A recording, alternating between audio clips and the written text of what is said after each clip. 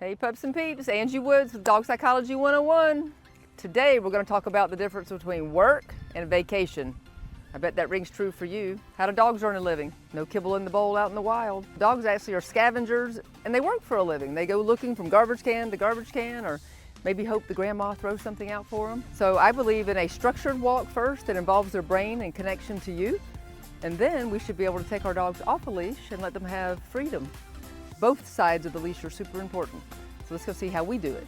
So the first thing we want to be able to do on our walks is really get our dogs connected to us and paying attention to us. So you see these guys are nervous. They're actually in for our immersion program for being really nervous.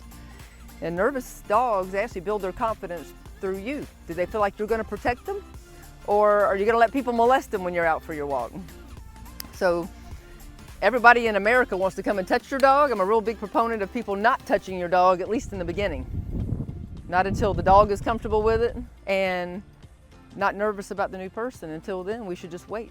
And then they can learn to just be in society without being molested.